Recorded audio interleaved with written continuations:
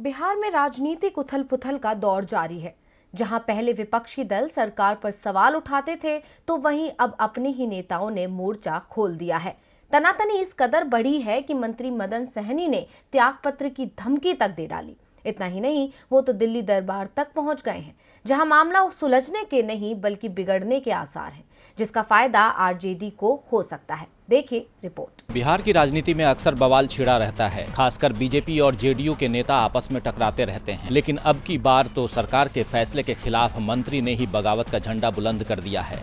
Transfer posting मुद्दे पर समाज कल्याण मंत्री मदन सहनी ने मंत्री पद से त्यागपत्र देने की पेशकश तक कर दी। यहां तक कि त्यागपत्र के ऐलान के 52 घंटे बाद मदन सहनी अब दिल्ली चले गए हैं। दिन भर मुख्यमंत्री नीतीश कुमार के बुलावे का इंतजार कर रहे मदन सहनी को मुख्यमंत्री से जरा भी भाव नहीं मिला। अब ऐसे में सहनी का दिल्ली जाना बिहार में नया सियासी बवाल खड़ा कर सकता है। ऐसा इसलिए क्योंकि दिल्ली में मदन सहनी की मुलाकात उन नेताओं से होनी है जो बिहार की सियासत में बड़ा उलटफेर करने में माहिर माने जाते हैं।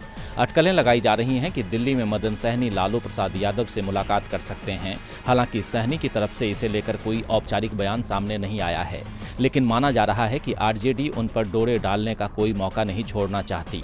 आरजेडी के नेता लगातार मदन सहनी से संपर्क साधने की कोशिश कर रहे हैं। अब लालू की पार्टी जेडीयू को कड़ी मात देने की तैयारी में है, लेकिन वहीं दूसरी तरफ बीजेपी के नेता उनसे आंखें तरेर रहे हैं। बिहार सरकार के श्रम संसाधन मंत्री जीवेश कुमार ने कहा कि बिहार में अफसरशाही हावी नहीं है, बिहार में जनता का काम हो रहा है। उन्होंने कहा कि मंत्री सहनी ने क्या बोला है वो जाने। इधर विपक्ष ने इस घटना पर चुटकी ली है।